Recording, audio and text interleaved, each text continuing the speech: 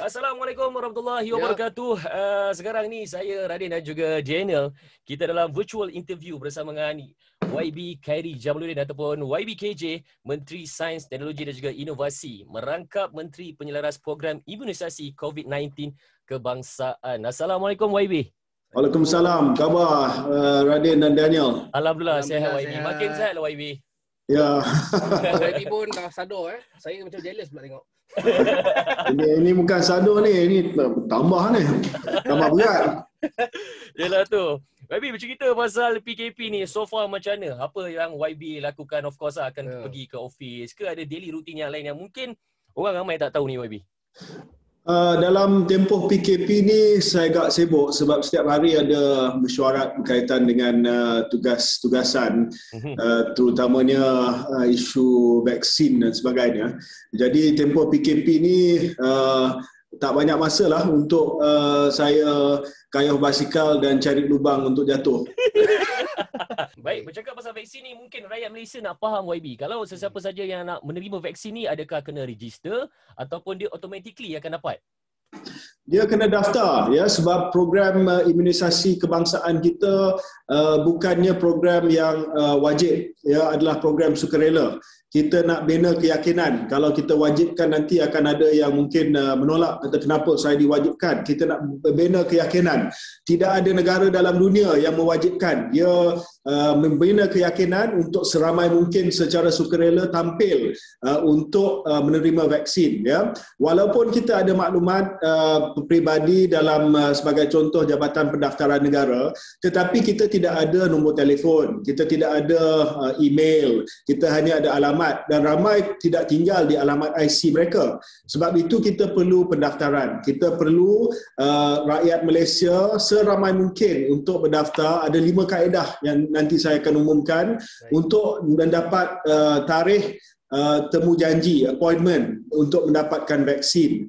Dengan kaedah ini juga tidak ada pembaziran. Sebab itu kita tahu, contohnya pada hari ini, berapa ramai yang akan datang ke hospital ataupun klinik untuk menerima vaksin. Tak perlu kita ada pembaziran. Sekali kita buka botol tu, dia hanya tahan selama 5 jam saja. Jadi kalau 10 orang dapat temu janji, 10 orang kena datang. Kalau tidak, kita terpaksa buang bahan yang sangat-sangat berharga ini. Sebab itu kita perlu pendaftaran. 5 kaedah pendaftaran, 1 MySejahtera, 1 lagi melalui laman web kita, 1 lagi melalui hotline yang kita akan umumkan.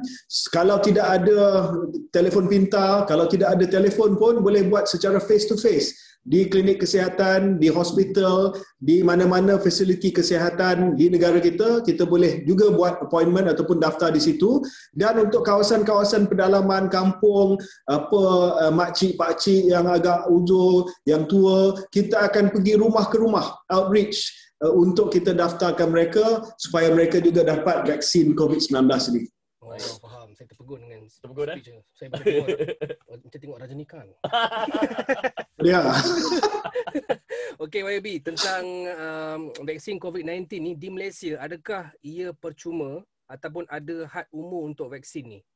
Vaksin di Malaysia ini di bawah program imunisasi COVID-19 kebangsaan adalah percuma untuk warga negara dan bukan warga negara Malaysia.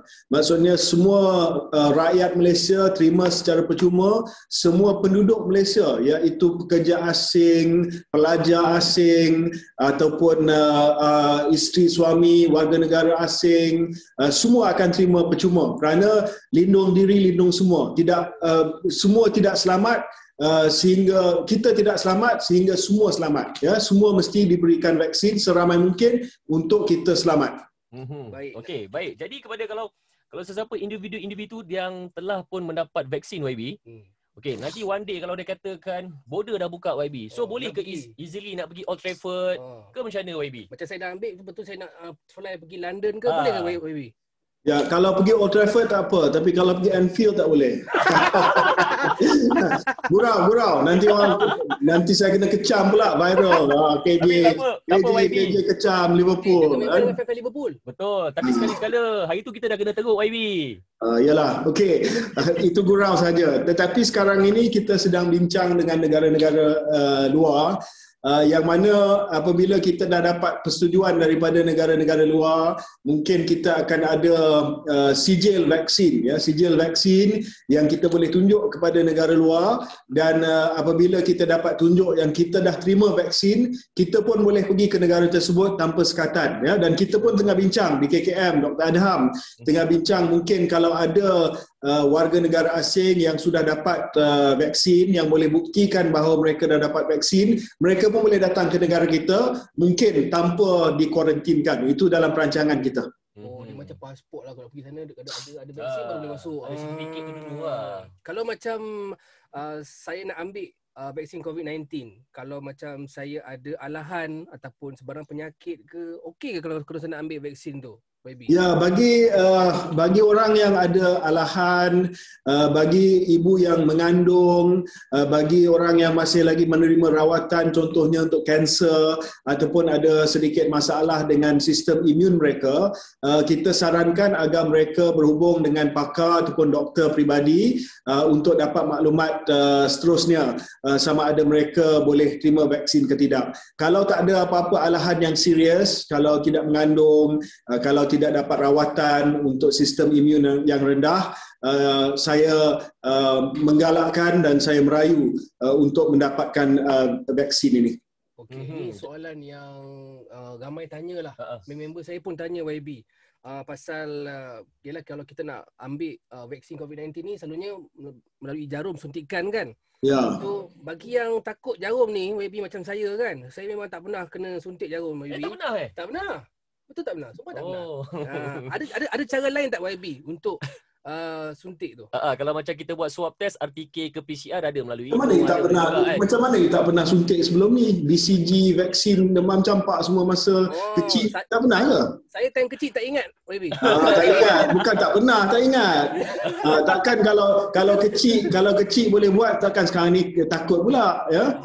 Jadi saya nak bagi tahu, setakat ini tidak ada kaedah lain. Mesti cucuk di bahagian bahu. Tapi kalau saya tengok apa Daniel dengan Radin punya bahu pun nampak agak sado. So no problem. Mungkin boleh buat selfie macam ni kan. So saya rasa dia memang sakit sekejap aja. Lepas tu kita ingat walaupun dia sakit sekejap saja, tapi kita dapat perlindungan yang lama daripada COVID-19. Betul. Okey, rata-rata di social media YB, tak kisahlah kalau di Instagram ke di Facebook ataupun dekat Twitter YB, ramai yang membuat assume ataupun ramai yang macam dia agak takut dengan kesan sampingan yang didengarkan, yang dia orang dengar daripada overseas, daripada UK, daripada US. So macam mana kita nak meyakinkan rakyat Malaysia mengenai orang kata kesan sampingan ni sebenarnya kita boleh hadap sebenarnya? Ke macam mana YB? Ya, ramai yang terima vaksin ini telah menyatakan bahawa tidak ada kesan sampingan langsung. Kalau ada pun rasa sakit di tempat yang disuntik. Kalau ada pun rasa sedikit demam ataupun sedikit lemah ataupun sedikit sakit kepala, itu pun dalam tempoh masa sehari dua dah selesai, ya. Dan kita melihat 100 juta lebih orang di dunia telah pun divaksin, dan kita nampak bahawa kesan sampingan sangat-sangat kecil yang dilaporkan. Kalau ada pun laporan yang mengatakan bahawa di negara tersebut ada orang mati disebabkan vaksin dan sebagainya, setakat hari ini tidak ada bukti bahawa kematian itu adalah disebabkan vaksin. Mungkin dia mati disebabkan benda-benda lain, tetapi setakat hari ini tidak ada satu kes pun yang ada bukti bahawa kematian itu disebabkan oleh vaksin COVID-19. Dan untuk membuktikan bahawa vaksin ini selamat, dia memang dah dibukti pun. Vaksin Pfizer yang kita beli ni dah diuji kepada 40,000 orang dalam fasa ujian. Sekarang ini telah disuntik jutaan orang di seluruh dunia. Tetapi nak bagi keyakinan juga, orang pertama yang akan divaksin di Malaysia adalah Perdana Menteri sendiri. Dia nak tunjuk bahawa vaksin ini selamat. So apabila Perdana Menteri dah disuntik, apabila Tan Sri Dr. Hisham, Ketua Pengarah dah disuntik, saya harap rakyat pun yakinlah dengan vaksin. Okey, baik YB. Mungkin YB ada pesanan ataupun mungkin YB ada something nak diberikan kepada rakyat mengenai vaksin ini. Orang kata volunteer lah untuk ambil sebenarnya. Ya, saya harap rakyat Malaysia akan seramai mungkin ya, yang mana layak iaitu dewasa 18 tahun ke atas yang tidak ada apa-apa masalah alahan dan sebagainya akan daftar untuk terima vaksin COVID-19. Saya harap rakyat akan dengar maklumat yang sahih saja, www.vaccinecovid.gov.my. Itu laman sesawang rasmi dan hanya akan dengar pakar kesihatan saja. Sekarang ini terlalu banyak fake news ataupun berita palsu yang tular disebabkan golongan anti-vax yang tegar. Mereka kata vaksin ini mengandungi microchip yang boleh mengambil alih pemikiran kita dan sebagainya. Ini semua berita-berita palsu. Ini semua karutlah ya. Saya harap kita percaya kepada pakar-pakar sains dan perubatan yang telah sahkan bahawa vaksin ini adalah selamat dan berkesan. Kalau kita tidak dapat memberi vaksin ini kepada seramai mungkin, 70-80% penduduk kita, maka virus ini masih boleh tular. Jadi saya harap kita seramai mungkin melindungi diri kita dan lindung semua. Thank you so much YB. Terima kasih. Thank you Daniel. Thank you Radin. Terima kasih. Assalamualaikum. Sihat selalu. Assalamualaikum. Gigi Menio. Salam. Yeay.